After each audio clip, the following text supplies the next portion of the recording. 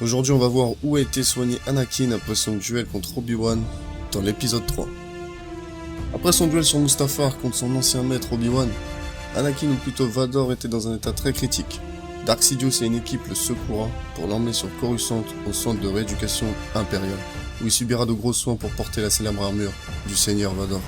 Ce centre est médical, mais pas que. Il est à la fois un centre de renseignement. Il est très sécurisé par les gardes de l'Empereur, car il renferme de nombreux objets comme des holocrons, des cristaux servant à la fabrication des sabres laser.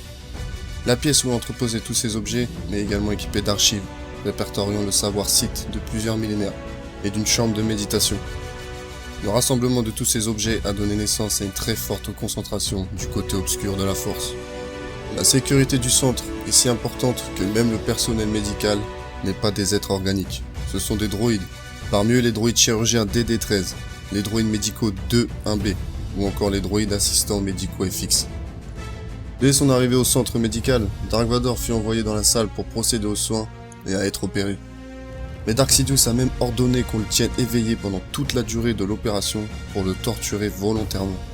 Mais grâce à l'importante concentration du côté obscur qui est présent dans le centre, cela a grandement aidé Vador à stabiliser son état qui était critique.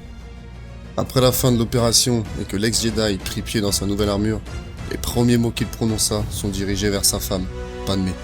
Mais après avoir appris par Sidious que sa femme a été tuée par lui-même, il déchaîna la force, détruisant tous les droïdes médicaux ainsi qu'une bonne partie de la salle. C'est alors à partir de ce moment-là que le début de l'histoire du Seigneur Vador commença.